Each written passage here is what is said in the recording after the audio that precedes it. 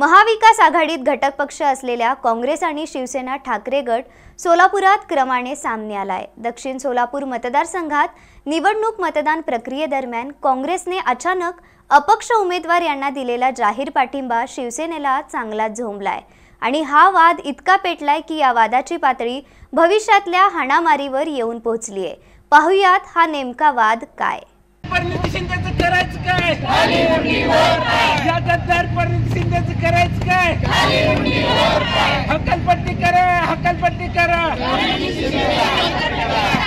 सोलापूरमध्ये निष्ठावंत सैनिक असताना अशा या खंडणीखोर ते पैसे देऊन तिकीट विकत देणाऱ्या या माणसाला आपण उपनेता केलात। यामध्ये शिवसेनेची खूप मोठी शोकांतिका आहे।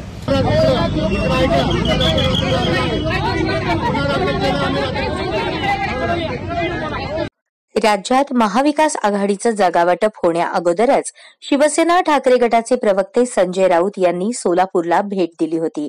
या भेटीदरम्यान राऊत यांनी आघाडीला विश्वासात न घेता दक्षिण सोलापूरची जागा शिवसेनेकडे असल्याचं सांगत त्यांनी अमर पाटील यांची उमेदवारी घोषित केली। या विधानसभा जागेवर चर्चेचा गुऱ्हाळ चालू असतानाच शिवसेनेनं अमर पाटील यांची उमेदवारी जाहीर करत त्यांना एबी फॉर्म दिला। काँग्रेसनेही या मतदारसंघात दिलीप माने यांची उमेदवारी घोषित केली। काँग्रेसची उमेदवारी घोषित होऊनही निवडणुकीची संपूर्ण तयारी केलेल्या दिलीप माने यांना ऐनवेळी पक्षाकडून एबी फॉर्म मिळाला नाही। त्यामुळे महाविकास आघाडीकडून शिवसेना ठाकरे गटाचे अमर पाटील हे उमेदवार राहिले।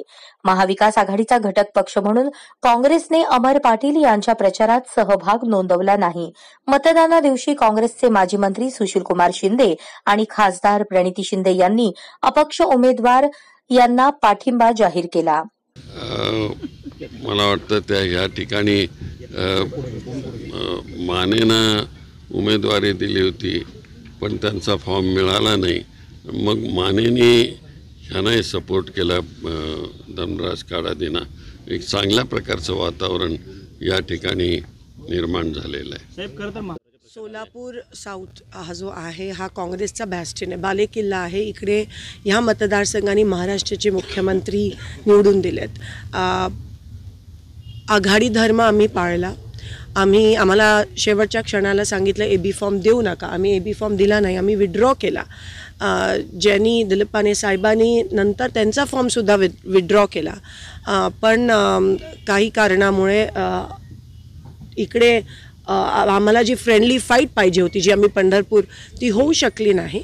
आणि आम्ही ते स्पष्ट सांगितलं कारण का हा बालेकिल्ला, मला असं वाटतं काहीतरी गैरसमज झाला त्यावेळेस। पण संजय राऊतजी रेकॉर्डवर गेले की थोड्याफार मायनर दुरुस्ती होणार आहे। तर आम्हाला वाटलं की सोलापूर दक्षिण हे चुकून गेलं आहे, पण हा काँग्रेसचा बालेकिल्ला आहे आणि म्हणून त्या अनुषंगाने आज अर्थात आम्ही काडादी साहेबांच्या सोबत आहोत सगळे। काँग्रेसच्या बड्या नेत्यांनी महाविकास आघाडीचे शिवसेना उमेदवार अमर पाटील यांच्या प्रचारात कधीही सहभाग घेतलाच नव्हता। याचा राग शिवसेना कार्यकर्त्यांमध्ये होता। ऐन निवडणूक मतदानादरम्यान काँग्रेसचे माजी मंत्री सुशीलकुमार शिंदे आणि खासदार प्रणिती शिंदे यांनी अपक्ष उमेदवार धर्मराज काडादी यांना जाहीर पाठिंबा करत निवडून आणण्याचं काँग्रेस कार्यकर्त्यांना आवाहन केलं। अगोदरच नाराज असलेले शिवसैनिक या काँग्रेस नेत्यांच्या वक्तव्याने चांगलेच भडकले। त्यांनी प्रणिती शिंदे आणि सुशीलकुमार शिंदे यांच्या प्रतिमेला जोडेमार आंदोलन करत खालच्या पातळीवर टीका केली। मध्ये काँग्रेसनं कसे या सोलापूर जिल्ह्याची नासाडी केली आहे सर्व सांगितलेलं आहे, वरिष्ठांच्या कानावर घातलेलं आहे। या पद्धतीने सोलापूर जिल्ह्याचं राजकारण कसं या प्रणिती शिंदे नावाच्या माणसानं कसं बाद केलेलं या। आता हिला खूप काय बोललं असतं, महिला आहे म्हणून आवडतं घेतो, पण ही लायकीची नाही, यांचं चांगलं नाव घ्यायची ही लायकीची नाही आहे, ही विश्वासघातकी आहे।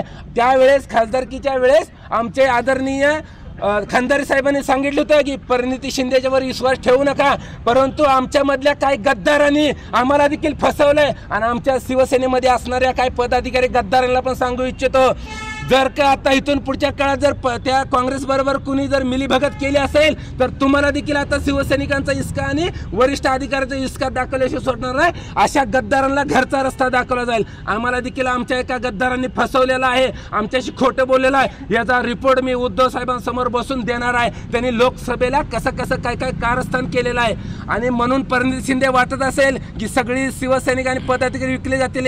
अरे शिवसैनिक विकला जाणार नाही, तुमच्यासारख्याला विकत घ्यायला बसलेला आहे। शिवसेनेच्या उपनेत्याने काँग्रेस नेत्यावर केलेल्या टीकेने काँग्रेस कार्यकर्ते चांगलेच संतापलेत. काँग्रेस युवक अध्यक्षाने तर थेट शिवसेना उपनेते शरद कोळी यांच्या कार्यालयासमोर जात शरद कोळी यांच्यावर चाल करण्याचा इशारा दिला. आमचे दैवत सुशीलकुमार शिंदे साहेब, सोलापूरच्या लोकप्रिय खासदार माननीय प्रणिताई शिंदे यांच्यावर सोलापूरच्या शिवसेनेचे उपनेते शरद कोळी यांनी एकेरी भाषा केली व त्यांच्या गाडीची तोडफोड करण्याची भाषा केली. आज मी तुम्हाला सांगतो, सोलापूर शहर दक्षिणची जागेचा विषय आला तर सुशीलकुमार शिंदे साहेब त्या जागेवर मुख्यमंत्री झाले. त्या ठिकाणी आनंदराव देवकर आमदार झाले. दिलीपराव माने मालक त्या ठिकाणी आमदार झाले. दक्षिण जागा आमची असताना सुद्धा आम्ही सर्व लोक शांत होतो. परंतु काल तू जी भाषा या शरद्या कोळीने केली त्याला मला एक सांगायचं आहे. एकीकडे उद्धव ठाकरे एक सज्जन माणूस शिवसेनेचं नेतृत्व करतो आणि असल्या या फालतूक माणसाला शिवसेनेचा उपनेता केला आणि उद्धव एक प्रकारे बाळासाहेब ठाकरेंच्या विचाराचा एक प्रकारे अपमान झालेला आहे. तिकडे सोलापूरमध्ये निष्ठावंत सैनिक असताना अशा या खंडणीखोर ते पैसे देऊन तिकीट विकत देणाऱ्या या माणसाला आपण उपनेता केलात. यामध्ये शिवसेनेची खूप मोठी शोकांतिका आहे. आपल्याला माहीत असेल, सोलापुरामध्ये वाळू तस्करी व तसेच खंडणीखोर बलात्कारी असे विविध गुन्ह्याने गाजलेला हा शरद कोळी याला सांगायचं आहे, तुझ्या ऑफिस समोरून तू काल जे वक्तव्य केला की ताईंची गाडी फोडील, मी तुला आज सांगतो, तुझ्या ऑफिस समोरून मी आज बोललोय, तुझी गाडी ज्या दिवशी त्या ऑफिस समोर थांबेल त्या दिवशी तुझी गाडी फोडल्याशिवाय हा युवक काँग्रेसचा कार्यकर्ता शांत बसणार नाही. दक्षिण सोलापूर विधानसभा मतदारसंघाला जागेवरून काँग्रेस आणि शिवसेना ठाकरे गट अटीतटीच्या मार्गावर येऊन पोहोचलाय. खालच्या पातळीची टीका काँग्रेसही या पातळीवर जाते की काय अशी स्थिती दिसायला लागलीय. हा वाद आता राज्याच्या महाविकास आघाडीत बिघाडी निर्माण करणार अशी भीती व्यक्त होतीये.